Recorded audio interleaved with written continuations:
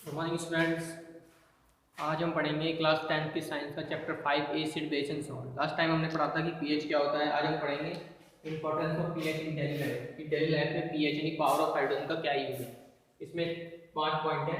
पहला है एसिडिटी इन stomach. Stomach में जो एसिडिटी होती है मतलब एसिड की जो क्वांटिटी है वो बढ़ जाती है, उसके लिए क्या करें। टूथ दिखे जो टूथ हमारे खराब हो जाते हैं, कमज़ोर हो जाते हैं, उनके लिए क्या करें। और जो इंसेक्ट्स होते हैं, इंस्टिंग ऑफ इंसेक्ट्स मतलब जो कीड़े होते हैं उनका जहर होता है, उसके लिए कैसे बचें। एसिड रेन जैसे अम्लीय वर्षा होती है, बारिश हो रही है तो उसमें एसिड की क्वांटिटी ज़्यादा है तो उसको कैसे कंट्रोल करें। और जो सॉइल होती है उसका पीएच कितना होता है तो देखिए। सबसे पहले we can face many problem in our daily life successfully by the knowledge of acidity and basicity. For example, पहला है एसिडिटी इन स्टोमच। अभी क्या होता है देखिए, there is a feeling of burning and pain in stomach. हमें क्या होता है कि जलन और बहुत ज़्यादा दर्द महसूस होता है स्टोमच में ड्यू टू द एसिडिटी, जब हमारी एसिडिटी हो जाती है। At the time of acidity, acidity के समय क्या होता है, more quantity of hydrochloric acid मतलब HCl की क्वांटिटी बहुत ज़्यादा जाती है। In is form in gastric juice in our stomach. क्या होता है गैस्ट्रिक जूस के अंदर, हमारे स्टोमच के अंदर जो गैस्ट्रिक जूस होता है उसके अंदर HCl की क्वांटिटी बहुत ज़्यादा हो जाती है, which causes burning and pain in stomach. जिसकी वजह से क्या होता है कि हमारे स्टोमच में बहुत ज़्यादा दर्द और जलन महसूस होती है।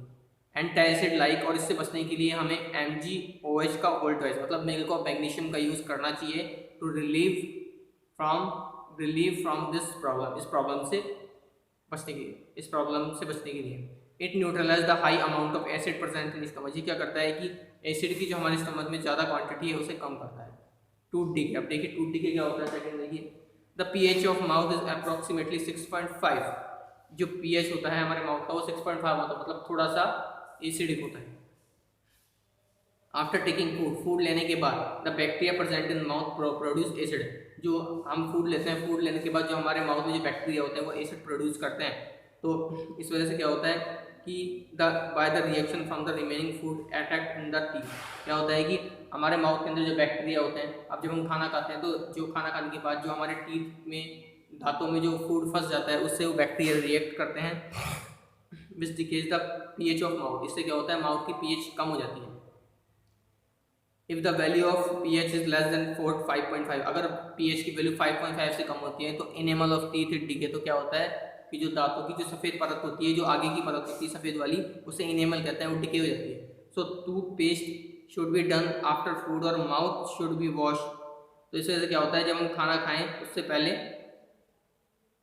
Sorry, toothpaste should be done after food, तो भोजन के बाद टूथपेस्ट करें और माउथ शुड बी वॉश, और माउथ को वॉश करें from the basic solution so that we control the tooth decay, जिससे हम टूथ डिके पे कंट्रोल कर सकें।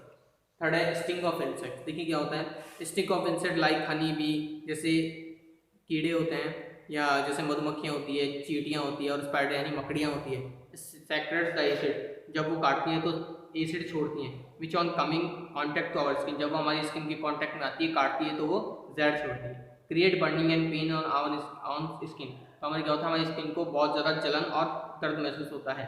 एट द टाइम, इस समय वी यूज़ बेसिक सॉल्ट, अगर हम NaFCO3 यानी सोडियम हाइड्रोजन कार्बोनेट उस जगह लगाएं तो इससे क्या होता है दैट प्लेस उस जगह, then the effect of acid will be neutralise, तो उस एसिड के इफेक्ट को न्यूट्रलाइज किया जा सकता है। आगे देखिए एसिड रेन।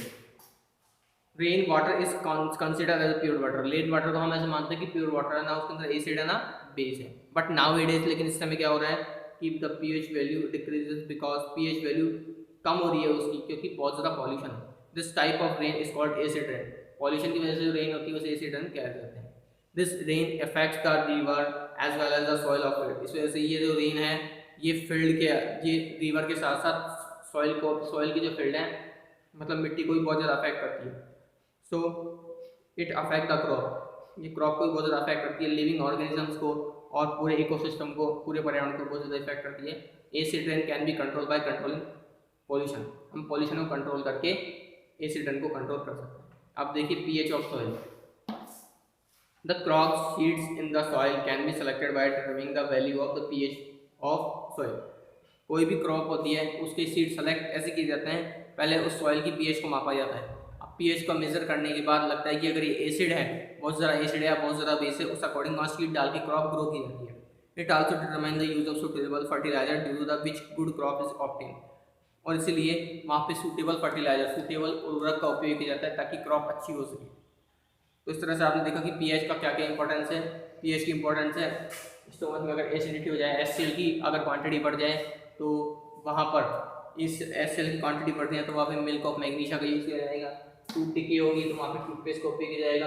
अगर स्टिंग ऑफ इंसेक्ट्स है तो वहाँ पे NaSCO3 सोडियम हाइड्रोजन कार्बोनेट का उपयोग किया जाएगा, यूज़ किया जाएगा। एसिड रेन होती है तो उसके लिए क्या हो रहा है, पॉल्यूशन को कंट्रोल कीजिए। और पीएच ऑफ स्केल, तो जैसी सॉइल होगी उस अकॉर्डिंग वहाँ पे सीड से डाल के क्रॉप ग्रो होगी। Thank you sir.